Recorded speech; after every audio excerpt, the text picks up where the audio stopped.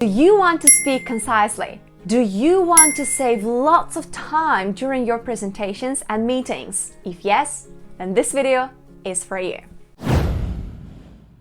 Hi, and welcome to the Speaking Hub, the place to be to build strong communication and presentation skills that last. Today, I would like to talk with you about one of the most important things that you need to have if you want to level up your presentation skills and to improve the effectiveness of your communication. This is being concise.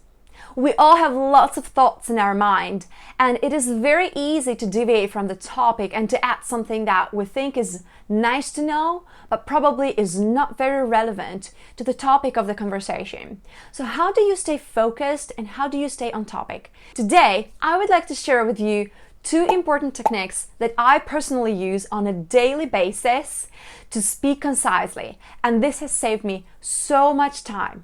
So let's dive in. The first technique is called the pyramid principle. It has been invented by Barbara Minto when she worked at McKinsey in 1970s. She was working in this consulting industry, and they had to find a way to speak to their customers in a very concise way. Therefore, she has come up with this pyramid principle. The way it works is very simple. Just like the pyramid at the very top is very narrow and at the very bottom is very broad, this is what your answer or the way you speak should be structured like and communicated like. So you start at the very top, which means that you give a very narrow answer first. What does it mean? A narrow answer means that you basically summarize everything that you are going to say in one single sentence.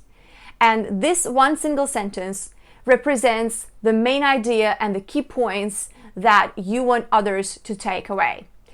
Imagine that you only have one sentence to express your idea or to shape your answer. What would that sentence be? So now you see that this very narrow top of the pyramid is the very laser focused and very concise answer that you can give to other people. So why this is important is because if you give them the very specific answer first, they will know what this conversation is going to be about, or they will know where you're going with this as you are providing the answer to their question.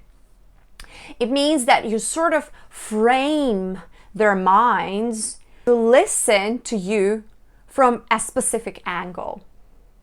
What it also does, most importantly, is that it frames you yourself so that you stay laser focused on this very topic and you do not deviate to any other ideas and thoughts. So just as the pyramid goes broader, so does your answer. And the second thing that you do is you start to expand your answer with reasons. So first you have your answer, and then at the middle level of the pyramid, you have your reasons. You provide different reasons. Maybe it's 1, 2, or 3 reasons why your answer makes sense or why your answer is relevant and important.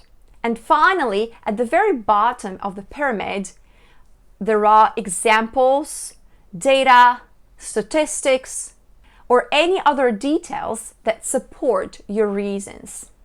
However, here's one important point that I noticed is very crucial and you don't want to mess this up, is that if you have your reasons, if you have your 3 reasons stated, for example, you have reason A, B, and C, then further on, as you move down to the bottom of the pyramid and start to elaborate on those reasons, you should make sure that you keep them separately. So they are sort of like in different buckets. Let's say you have 2 reasons, reason A and B, that explain why your very top answer that you gave makes sense. So then you want to go about these 2 reasons separately. First, you will start with reason A, and you will provide all the examples and all the data and statistics that support reason A and have nothing to do with reason B. And then, after you're done with reason A, only then you move on to reason B and provide all the examples and data and statistics that support reason B and have nothing to do with reason A. So it is important to keep in mind that your reasons should stay separate. Do not mix them together, otherwise you will create lots of confusion for other people who are listening to you. So this is the first important technique that I use when I speak to others. Honestly, not only it helps me to stay concise, but it also helps me to organize my ideas. And the second technique that I use, I like to call it stay on track. Staying on track means that you constantly monitor everything that you say to the other person and check with yourself, is this something that they need to know regarding this topic?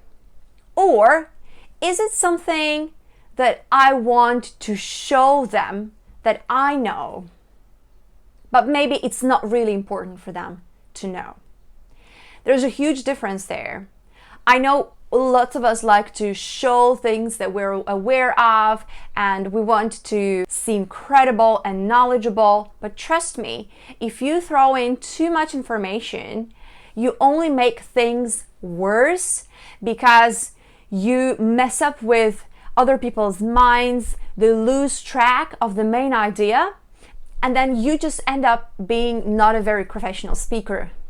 So I want you to keep all that information that you know, but it's probably not very relevant to the conversation, out.